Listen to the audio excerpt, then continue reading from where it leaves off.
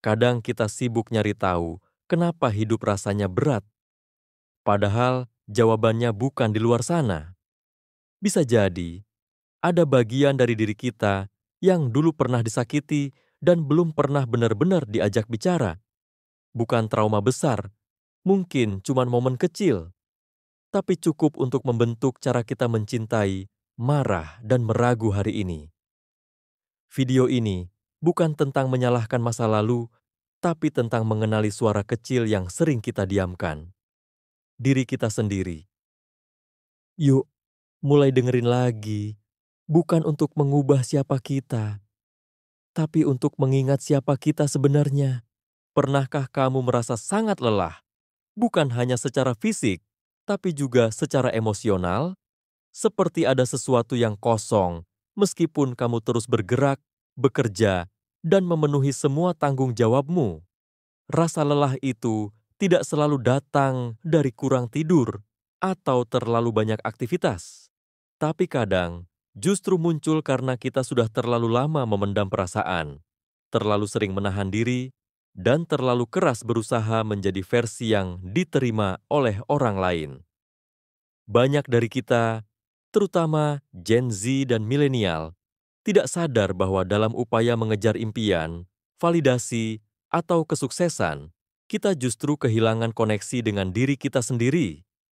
Burnout bukan cuma tentang kerjaan yang numpuk atau hidup yang sibuk. Kadang, burnout muncul saat kita tidak lagi tahu apa yang sebenarnya kita inginkan. Kita terus bergerak maju, tapi tidak pernah berhenti sejenak untuk bertanya, ini semua sebenarnya buat siapa?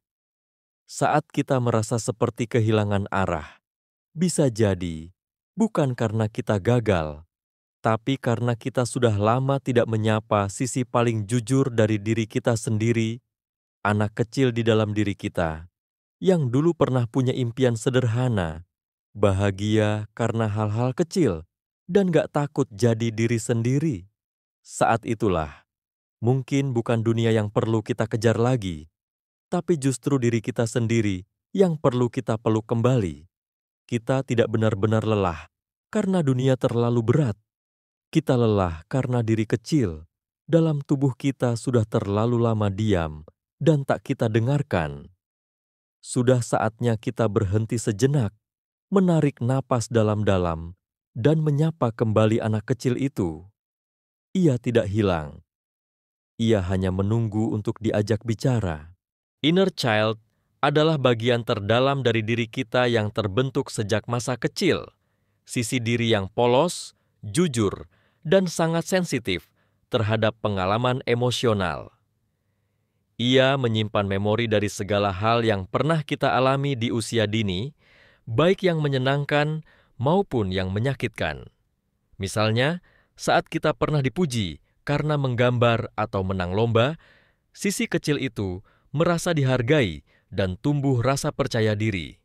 Tapi jika pernah dicuekin, dimarahi tanpa alasan, atau tidak diberi ruang untuk bersuara, luka emosional itu juga ikut tertanam dan bisa terbawa hingga dewasa.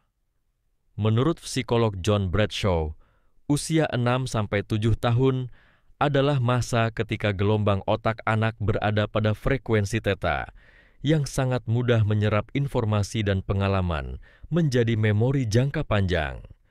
Artinya, hal-hal kecil yang mungkin bagi orang dewasa tampak sepele, bisa menjadi pengalaman besar bagi anak kecil dalam diri kita. Dan tanpa kita sadari, memori itu membentuk cara kita merespon dunia hari ini. Mengapa kita takut salah? Kenapa mudah baper? Atau kenapa kita selalu butuh validasi dari orang lain?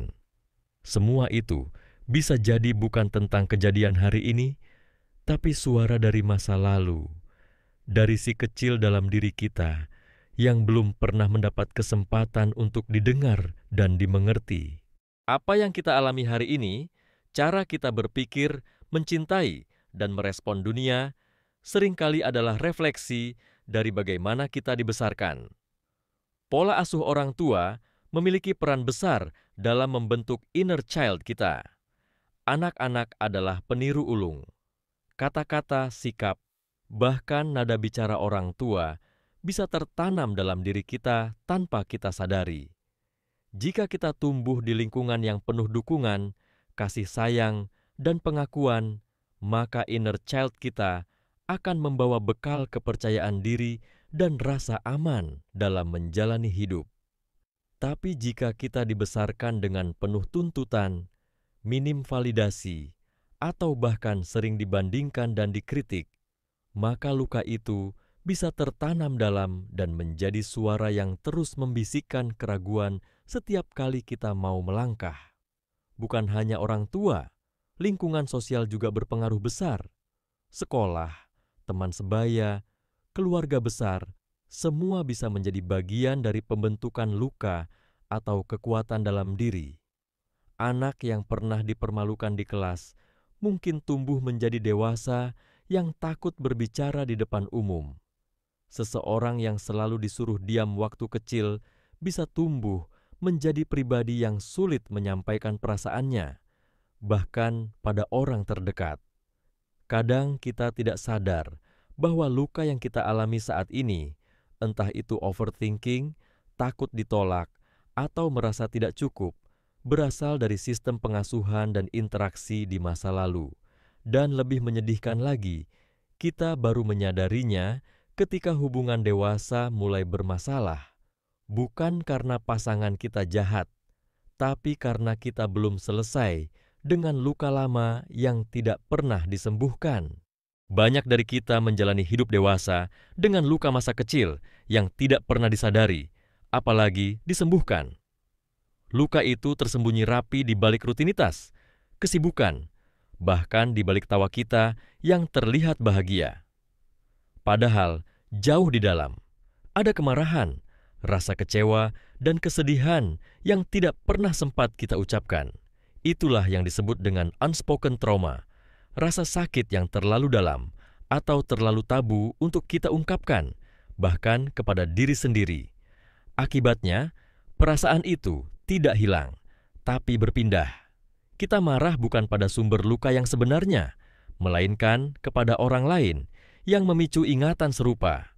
Contohnya, kita bisa tiba-tiba meledak pada pasangan hanya karena dia telat membalas pesan. Padahal rasa marah itu sebenarnya berasal dari luka lama karena sering diabaikan saat kecil. Dalam psikologi, ini disebut sebagai displacement, yaitu ketika emosi terhadap satu orang dialihkan ke orang lain yang tidak berkaitan langsung hanya karena situasinya mirip. Pasangan, teman kerja, bahkan anak bisa menjadi sasaran dari trauma yang belum kita tuntaskan. Kita tidak sadar bahwa ekspektasi kita terhadap orang-orang terdekat sebenarnya adalah harapan lama yang tidak terpenuhi di masa lalu. Kita menginginkan pasangan yang perhatian karena dulu tidak mendapat cukup perhatian dari orang tua. Kita butuh pengakuan karena dulu tak pernah dipuji. Dan jika kita tidak menyadari ini, hubungan yang kita bangun akan selalu terasa berat, penuh tuntutan, dan cepat rusak. Bukan karena orang lain salah, tapi karena kita membawa luka yang belum pernah kita ajak bicara. Identitas bukanlah sesuatu yang statis. Ia adalah konstruksi dinamis yang dibentuk melalui pengalaman sehari-hari, terutama lewat kebiasaan yang kita jalani. Dalam Good Habits, Bad Habits, Wendy Wood menjelaskan bahwa kebiasaan adalah bentuk perilaku otomatis yang tercipta dari pengulangan konteks dan respons yang sama. Saat kita mengulang tindakan tertentu dalam konteks yang konsisten, tindakan tersebut tidak lagi memerlukan pertimbangan sadar. Proses inilah yang secara perlahan membentuk kepribadian dan identitas kita. Karena identitas adalah refleksi dari apa yang sering kita lakukan, bukan sekadar apa yang kita inginkan. Wood menekankan bahwa kebiasaan bekerja di luar kesadaran kita dan memiliki kekuatan untuk mempengaruhi perilaku bahkan saat motivasi sedang lemah. Maka, saat kita ingin menciptakan versi baru dari diri sendiri, Misalnya dari seseorang yang mudah stres menjadi pribadi yang tenang, perubahan tidak cukup hanya di niat, tapi perlu diwujudkan dalam bentuk rutinitas yang konsisten dan terhubung dengan konteks harian kita. Misalnya, membiasakan meditasi 5 menit setelah bangun tidur bukan hanya membentuk kebiasaan sehat, tapi secara tidak sadar membangun identitas sebagai pribadi yang mindful. Dengan begitu, membangun identitas baru bukanlah tentang menjadi orang baru dalam semalam, melainkan tentang berperilaku seperti orang yang kita ingin jadi, sedikit demi sedikit, hingga perilaku itu terasa alami. Proses ini senada dengan ide dalam buku Atomic Habits tentang vote for the identity you want.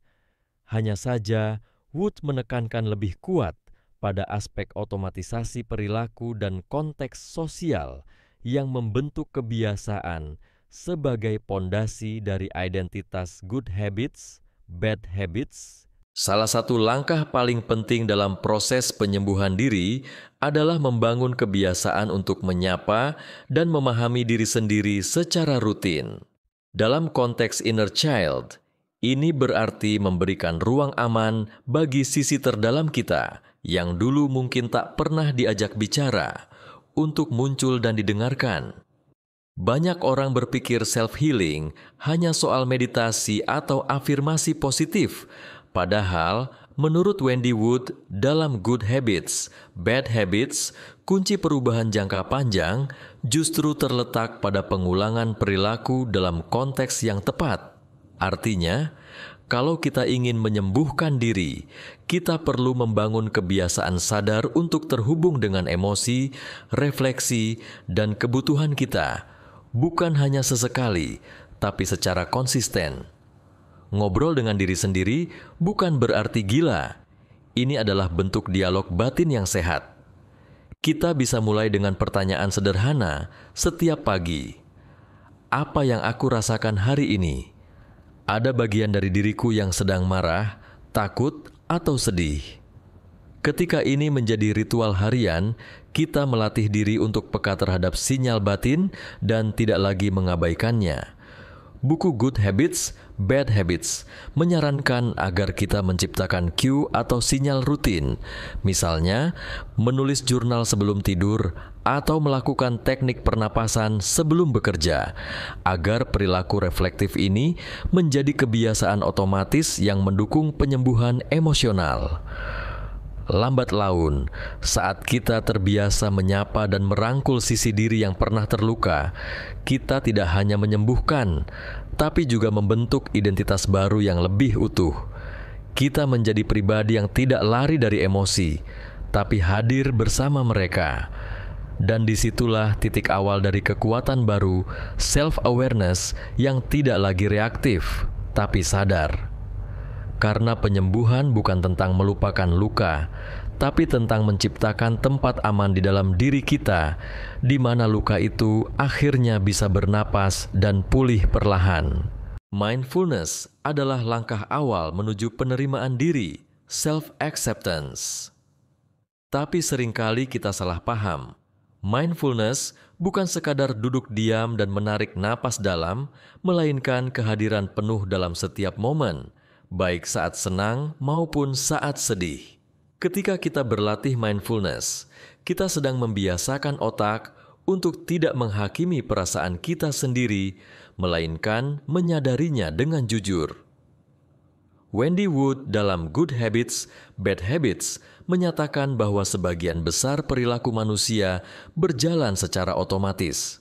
Maka, ketika kita menghadapi emosi negatif seperti kecewa, cemburu, atau takut gagal, kita butuh jeda, ruang sadar di antara stimulus dan respons, agar kita tidak terus-menerus terseret dalam pola lama yang merugikan. Disinilah mindfulness menjadi penting sebagai ritual harian, bukan hanya momen dadakan saat sudah meledak. Misalnya, membiasakan refleksi singkat di akhir hari. Apa hal paling bikin aku kesal hari ini? Lalu dilanjutkan dengan, kenapa ya itu sangat mengganggu aku? Ini adalah latihan kecil yang sangat berdampak. Semakin kita konsisten melakukan ini, semakin kita membentuk identitas sebagai pribadi yang penuh penerimaan. Kita tidak lagi merasa bersalah karena sedih. Kita tidak menghakimi diri saat marah. Kita mulai memahami bahwa semua emosi layak dirasakan, termasuk yang tidak nyaman. Self-acceptance bukan berarti pasrah atau tidak berubah. Justru sebaliknya, saat kita benar-benar menerima diri kita, termasuk bagian-bagian yang pernah terluka, kita baru bisa berubah dengan sehat. Kita tidak lagi terdorong oleh rasa takut atau benci pada diri sendiri, tapi oleh kasih dan pemahaman yang lebih dalam. Seperti membangun kebiasaan kecil dalam buku Good Habits, Bad Habits, perubahan besar berawal dari pengulangan kecil yang konsisten, termasuk mengizinkan diri untuk hadir, merasakan, dan tetap memilih untuk mencintai diri sendiri di tengah semuanya. Ketika kita mulai menyadari, mendengar, dan memeluk kembali inner child dalam diri, sisi kecil yang dulu mungkin pernah kecewa, takut, atau tak dimengerti, saat itulah kita membangun fondasi yang kokoh untuk menjadi pribadi dewasa yang lebih kuat. Banyak orang berpikir menjadi dewasa adalah soal menekan emosi atau menutupi kelemahan. Padahal, kedewasaan yang sehat justru lahir dari keberanian untuk menyentuh luka tanpa lari dan memilih untuk tumbuh bersama luka itu. Proses ini memang tidak instan. Seperti membentuk kebiasaan, butuh pengulangan, konsistensi, dan ruang yang aman untuk latihan. Wendy Wood dalam Good Habits, Bad Habits menekankan bahwa perubahan paling kuat datang dari ritual kecil yang konsisten. Maka ketika kita menjadikan refleksi diri, latihan napas, journaling, atau afirmasi sebagai bagian dari rutinitas harian, kita sedang mengajarkan otak untuk tidak bereaksi otomatis berdasarkan luka lama, tapi bertindak dengan kesadaran baru. Kita tidak lagi membiarkan masa lalu mengatur reaksi kita, tapi menjadikannya sebagai guru yang memberi pelajaran. Inner child yang dulu takut ditolak, sekarang tahu bahwa ia layak.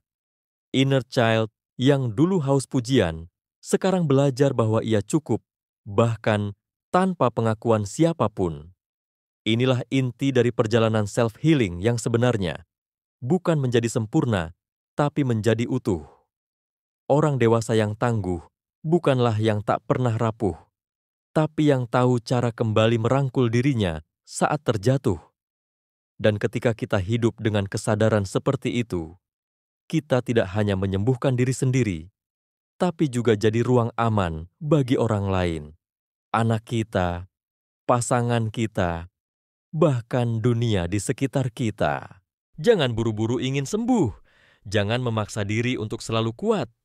Kadang, yang paling kita butuhkan bukan jawaban tepat tadi, tapi pelukan.